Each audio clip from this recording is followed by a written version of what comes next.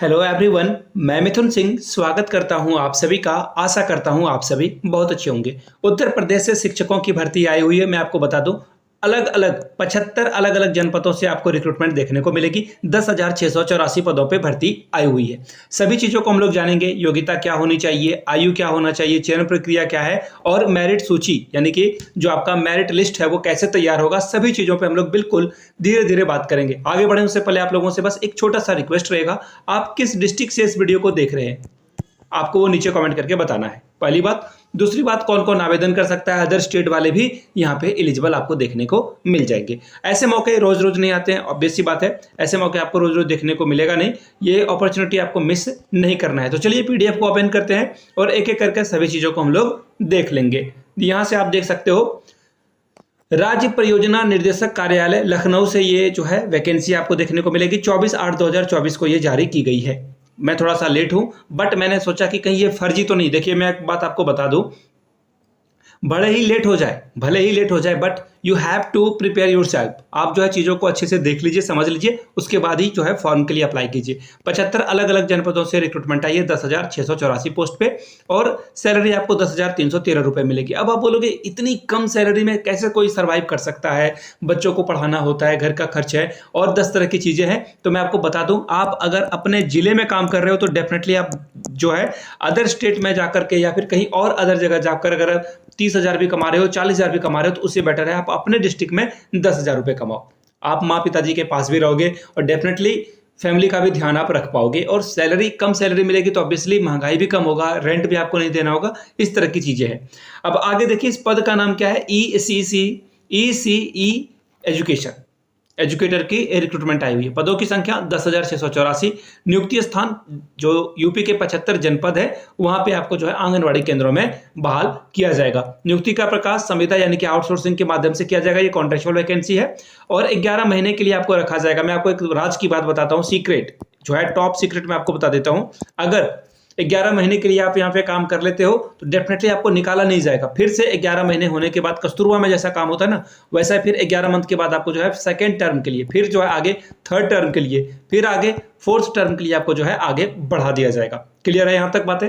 आगे देखिए, एलिजिबिलिटी के लिए जो है सबसे इंपॉर्टेंट बात है, यूजीसी से आपका जो यूनिवर्सिटी है वो मान्यता प्राप्त होना चाहिए, पहली बात। और ग्रेजुएशन में 50% अंक होने चाहिए, 50% अंक होने चाहिए। अब आगे देखिए क्या बोला गया है, यहां से देखिए, एक मिनट, हाँ एक और बात जो है, ये मैं आपको ना बरगलाना नहीं चाहता हूं, गृह विज्ञान से, होम साइंस से जिन लोगों ने ग्रेजुएशन करा है 50% के साथ, वही यहाँ पे एलिजिबल होंगे। होम साइंस के साथ ग्रेजुएशन करने वाले ही बच्चे आगे जा सकेंगे। अब देखिए, जो आरक्षित वर्ग हैं उनको 5% की जो है छूट देखने को यहाँ पे मिल जाएगी। क्लियर है? आगे देखिए, जिन्होंने नर्सरी, ये तो होना ही चाहिए, होम साइंस से 50% के साथ ग्रेजुएशन, नर्सरी यानी कि एनटीटी टीचर की जो वैकेंसी है, आई मीन जो कोर्स होता है वो आपके पास होना चाहिए। सिटी नर्सरी, एनटीटी, इस तरह के कोई भी हो, देखो 2 साल का जो भी कोर्स होता है बच्चों को पढ़ाने के लिए, वो अगर आपने कर रखा है तो आप आवेदन कर सकते हैं। दूसरी बात, आपकी उम्र सीमा जो है 40 से कम की होनी चाहिए, तभी आप अप्लाई कर पाओगे। अब देखिए, 25 है या 18 है न्यूनतम, वो यहाँ पे नहीं लिखा गया है। आगे देखिए, कार्य इनका क्या होगा, 3 से लेकर के 6 साल के बच्चों को औपचारिक शिक्षा के लिए आपको जो है तैयार करना होगा, प्रिपेयर कराना होगा। अब देखिए, इन बच्चों को भौतिक, मानसिक, सामाजिक, संवेगात्मक और एकेडमिक के लिए जो है वातावरण आपको तैयार करना होगा। बच्चों को खेल खेल में चीजों को सिखाना होगा। आयु वर्ग 5 से 6 के लिए विशेष ध्यान देने के लिए निपुण भारत के अंतर्गत निर्धारित अधिगम स्तर की जो है प्राप्ति करना होगा। जैसे बच्चे को टेबल लिखना आता हो, ABCD लिखना आता हो, इन चीजों को।